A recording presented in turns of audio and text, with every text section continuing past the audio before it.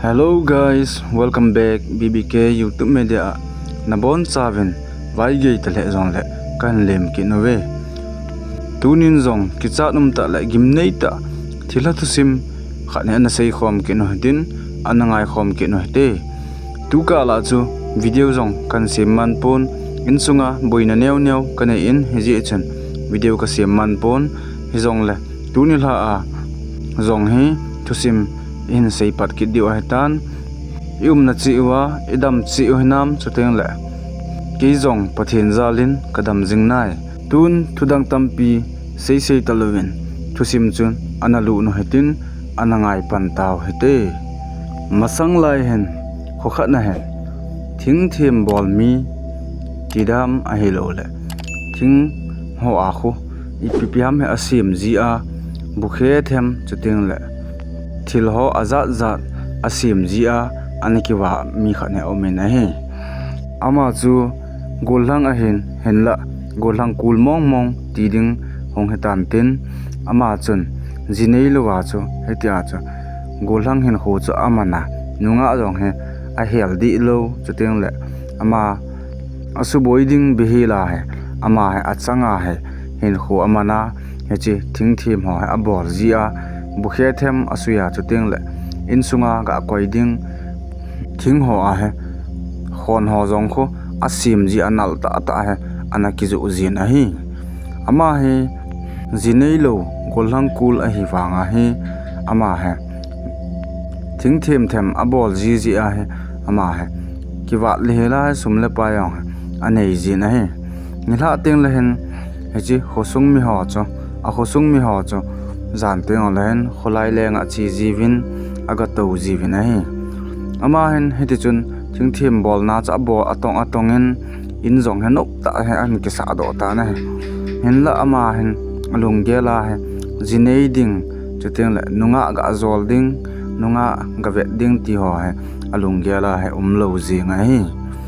ama zong hen gamla hen a chi ji in an then ki ti thing dong ho kho asa jin bukhe ima he asui jin chuteng le mikhe ho yong he nal ta hen asui jin ama hen thinglanga hen eche thinglanga na cha thingthim bola ta cha kiwa a hi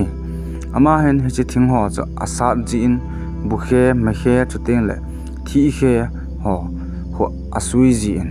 hechi town langa chuteng le city langa apu zia mi house ta ho he avet sa ji le adei ji wa akicho ji wa hi ama hen mantam ta hen thil neu asim ji in azu thaji ta na he ai le ama jong hen hechi bukhe I ma chuteng le ipipiam aza asim ji ho chu azu jing ta chu tam thim ta bol do pha na he a khonai vela jong thing hi ana hlo ma da na ta na hi aman jong heti chun khus khonai vel ho a thing ho chu ala chai pha na chun ama hong chun mun anai vela ta lo ji chun ama hong hen mun gam la ta hen thing lang bati di tan tin alo nai lango gam la ta hen thing la ding hen achi ta na he ai le ama hong hen gam la hen achi tan thing ho chu aven ai la an then chu amu zo be pu na hechi bukhe thema ga suiding me khe thema chuteng le thi khe ho aga suiding ti ho chu thing dong nga ya hin la thing dong chu amu pon man ja hol jing ta ne suni hloma chun a hol in hele ana achang sala chun phung kha na hen ki mu in ji chen ke la en ama jong he in lang hen zon ta ne in hen zonin zan jong len asim ji in bar chan cheng he hetia jo khosung mi hong hen nunga go hlang wang to jiwa heta keulim jiwa keulim to ko ma chu aman jang hechi bukhe chuteng le mikhe ima ho chu asui ji a he ai le aman jong baro chan he asui tan jana he aloi agol ho hongin cha ki amun nop ta chun ti chun ho le mun aman na to de ja ke to in azo pha na chun punga ga be na hele 11:30 ho ai tan hele aloi ho chu achi ta win ama chu ai mutan aki chol ta na he pha rong chi in jingka ai ong ta na he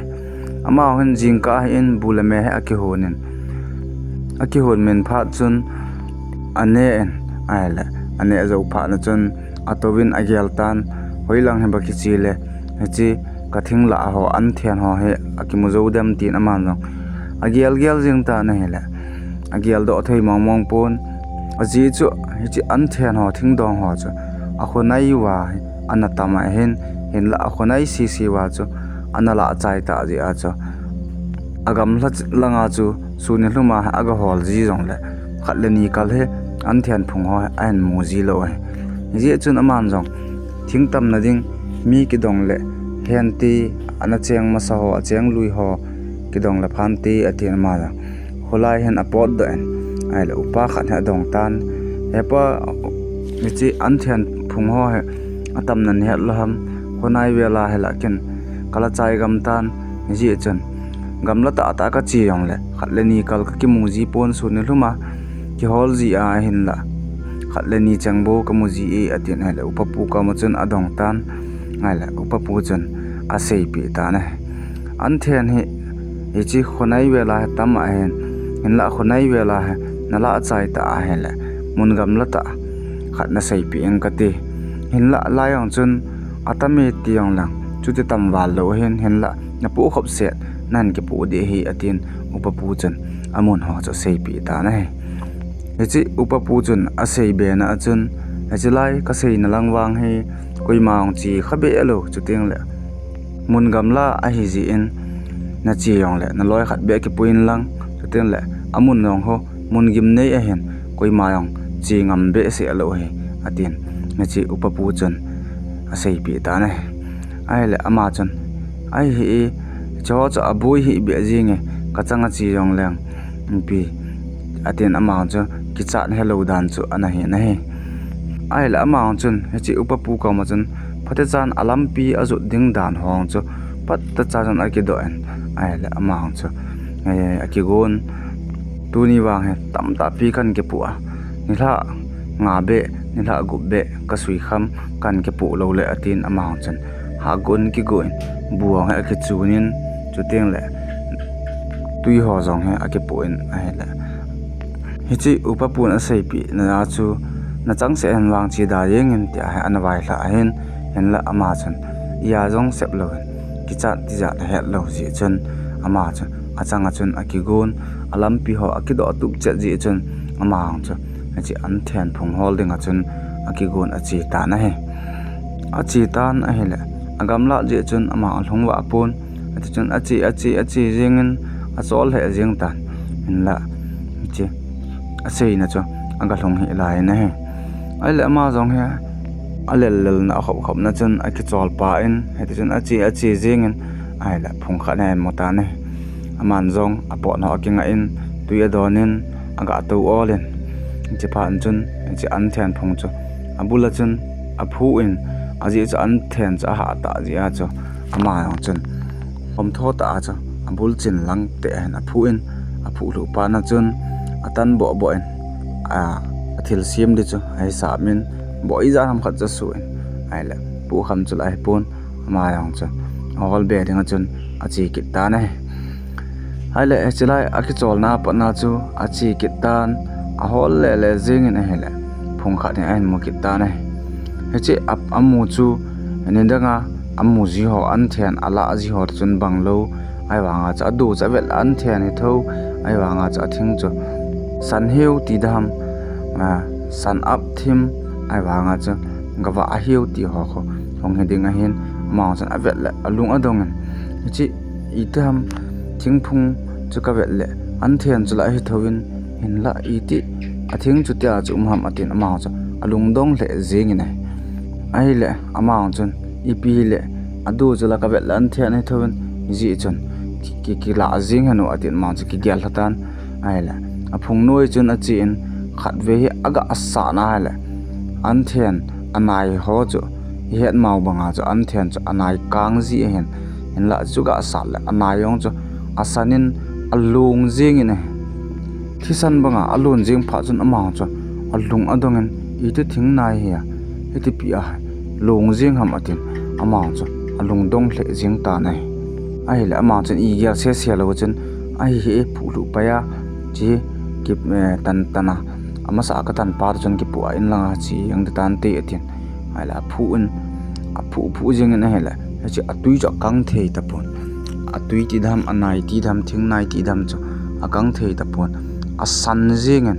a hela amang cho alung adong le jeng tan a hin la phu nga nga atin a phu in hela ana chang sal chen a phu tan tan la he chi thing chu abul lang a phu tan jing wanga chen a chi ale lang chu I ma chang ki ngam lo he wanga chu thing chu thu tha lo jing ai a bang banga chu ma abul cha sa tana a ho pel long le thudi lo I tel I lo wanga chu a thudi pu na he ai la chom kha zo chun a chung langa chun thisan bang bang kha ne a san pi thisan a hung wa thata ne ai la lu jang chu semen ai la amang chu a pet pe na chun ho hello chun he chi an then phung noi chun a ki tal hlu jing ne ai le aman la kho he tapun he ti chun alumen ai la in langa he ahung ki le tapun a khusung mi ho alung dong the jing ta ne ai le he chi upapun asei pi pa chan a gel gel a he le jan la jana hung do chu a chi ta ba hen ti a changa atin ai le khusung mi ho kom chun asayun he la ma hong chu holding a hen a chi ta be ne ni thum lang ta hung lo ta ji chun ma hong alung jingin ye chun hu sunga go lang ho le ten upa azang khai jep jep ho chu chale naw nei lo naw sen nei lo ho ta ga long la jep jep ho chu to go lang ho chu chi ta be ne ama hong achi win a hela upa pu chen ka hil na bang a chun jui lew han a kho le anu min ti atin hala ama chun upa pu ang chun chi thim bol pa a hil bang a chun a jui ta be na hela ama hong chun amu wa apu win a hol ne hlum jeng na hela amu lo pha no chun ama hong cha lunga dong be sen ong kile ki ta be na ngale ajinga hin ama hong chu aki ko pha ki ta be na he ama hong cha kyo un zan hi ichi naw chu nai jem hen te ama chu chi gam la jem hen te atin ai la ama hong cha kyo win a holding hen a chi ki ta be na he ama hong achi win agam la de chan hlong wa pu win ma ong ki chol pa ki nu win ati chun ai la ama sa a hol naw chan cho pha ta win ai la achi be win ai la a hol jing ta win hin la amu wa pu win ai la a hol jing pha ma chun su ne hluma ta chu ni thla chi pha di ko na hen aloi khat pau chun an mu ta na ngai le aga agal mu in ai la thala hen alum cha dong a chat bun ai le amu pa chun aloi ho he akovin I loi pau I hol pau chulai khon au me atin ai la ma hong a chi win hi chi thing thiam bol pa yong chu analum chu asu kha wa he le a khang pun ai le alo wa tui po chap hom wa le ahong ki pa don ha nuin ai le ama jong ale hlu kinen chun khoi lo na men ai le ama hong chun he chi khosung mi ho ko lang ho pasal ho chun an pu tho in lang an zon ta ve na he lam gam la hi ji chun apuang chong ki la pe on a asa ta chun gim ta la chol ta chun in hi ana an hlut nu vin a he in an hlut pha no chun ama aina hin a hlut nu vin a he le a pi ding he a boi ta ven a ji chu ama he a chang se a ki wa a ta chu in ko so piang he lo a changa he ta chenga golang kul hin kho he anaman a hi ji chun a ve sui di jong a ta pon an la tui si asim pi di jong chu po vin he hi pha chun hosunga hen kha na hen pi ji vin bul me ha hon pi ji vin tui ma he a khai pi ji vin he nunga ho jong he aga chi ji vin tui ho he a khai pi on bul me hon pi on zan teng la hen he che golang ho he mini chenga ha ta he ain wa gi a ta cha aboi pi a zen o he hin la zan teng la hen a pi ho chu alung dongon ai muyong ai muthei ji po vin ai aji chu zan teng le hen abang le kapma abang le nuya abang le kisena abang le penga te acha khuwa awa jeng hi ji chun a pi yong he I muthei yong hen a thla ji po na hi hiti chun a ki thla jengon la ma hong cha lung dong su jeng ta ben ai le azo na hen nunga ho jong he sun ki sana he bu ga hon pi ding tui ga khai pi ding ti jong he abol ngam ta pu vin he ai le ama ho jong hen avet vet leo he chi thila bol hin ti ati agin mo pha nu chun ama hong kyo win khosunga upa khat chun ai he chi imo avet vet leo azo teng le di lo de atin ake ho na wa chun ato kho muin he chi thila no do ji ho thim pu ho hol hetin amala asin sa ding in ko asu pi lo ji in e ho ni boi pi jeng lo le atin aila golang khat ba ko ma chun a seitan a hela thempu ga holin lang echi thila ga no do the namu wa le hin he saun atin hau sapu chun a seitan he aile golang hong chun ajing athaya hen achi win echi thempu thila no do thei ji ho mi ho cha aga holun mi aga dong le le tawin a hele ama hong chun thempu khan he a hen mo tawin he ain mu pha nu wa chun a khosung hau sapu ko ma chun a he sa tawin thempu thila ga no do ji thempu athi ma them jing khat kamu ve eko uwa ama chu ino do sa du ham ibe sa du ham atin la hau sapu ko ma chun a sei tawin a hele echi hau sapu ang chun abe se ajeng chule am thempu kisu ta nan mu wa hele ama chu ko wetin e han boi pi jeng lo le ko na boi pi dam hi thil pha bol naw zong hi jeng hi dam atin hele golang ho chu thempu pa cha anga ko sa ta na he ama ho zong achivin thempu pa chu anga holun anga pui ta vin a he aile ain pui thong ta vin hau sapu ina ko na chun hau sapu chun thilum dan chu asei pi tan eti khati atin chuteng le echi upapu ana solpa thing na ana sei pi pa jong chun pate chan eti khati hin ka sei pi in na changa chi in adu ada asei pi ho cha sei pi in aila thempu pa chan nge pha e koima honglu hi lai win ke ka changa ching katin nang ho pam lang mun lang pate cha ka ke ho pi ding ka do de hi atin hela khosung me hong chu henge ativin ama hong chu echi thing thiam bol pa in langa chun aki tol ta ve nei aile thiam pu pa chu alu tan a hele aga alu na hele echi thing thiam bol pa asunga thila lu ni ji chun ama hong chu hong ki chom sangin echi thila mel chu an puta ne ala thiam pu pa chun phuya sap khumin aza za ne asein teteng le athil choi ho thila ako akimu sa azin ho haza za man cha cha la do in ai le azo na chun hechi thila pa chu hong su ta na he ai le thempu pa hong chun adong tan hechi thila pa ko ma chu nti da na hechi ho hello kho ma hechi kanawu ka cha kanawu heti anan bol ham atin thila pa chu adong ta na he ipi su khil lom aneya heti lom ma hana bol ham atin adong ta na he le achi thila pa hong chun an sei ta na pi dip tup chun a o jong chu a o le jong chu ki cha li na thei kham mai na he la thembu pa chun ki cha le hel chun adongin athu sei cha ngai ta na he ale thila pa chun heti hin an sei tai thing na la leo la thimun lang go na la leo la thimun idinga ka gam sunguwa hechi ka in kom lai ta sana thing ka hoi ke ho dinga kasanaw tabang chuten le kapathin pau dinga thing ka phu he idinga nang sa nam atin aila thembu pa cha ko ma chun aseitan thembu pa chun asa jong le na ki he sa wa sa ne na ti diu chule em idinga min a het lo ji a bol chu ngai dam le hela hetilom la ma na bol ham atin hela thila pa chun an don but pai kinin hechi thing asa sa na chun a het thei dai na ding kativin hechi ka het sawan thisan kalun saun hen la amanong yang si nin asa te a phu lu jeng pha na chun a lu di pha na je ke hon a chung lang he ka tu wa ka lu la asa lo he hechi thing chu lulani ni le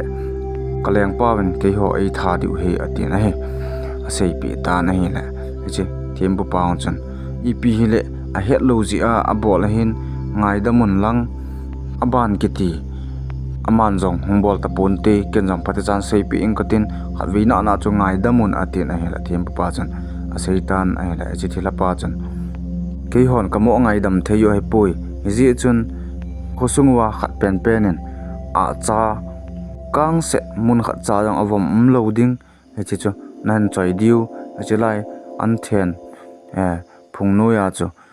a thi nong a diu chu ting le ama jong kala diu dam pai pai tan te ati na hele thim bu pa kom chun sei pi tan ai la thim bu pa chun he nge in bol sa na nge in la to ko nen su boi ta hon atin ai hele thim bu pa yong chun chi a khosung mi ha kom chun a sei pi un ai hele pasal ala wa agum pen pa chun he nge ken ga bol na nge atin ai hele a cha chu a choyen chi athing ga phu na langa chun a chi tan aman song amuna chun a cha lol anin a thi chu thing chawa khum sen a hela chi thing thiam bol paung chu a hong dam ta na he a hong damin thim bu pa nang phata chan a sei pi in golte ho tu ni thusim se chu he chan chu hen tin aban hi next video ana ki mutu kin ho tin chi sa nga ngei zo le ki cha zo avela ana sei khom ki dingin ana nga jing ho te tu ni a thusim se chu chan chu hen tin i na chi un dam se lo he tin mang pha taw he te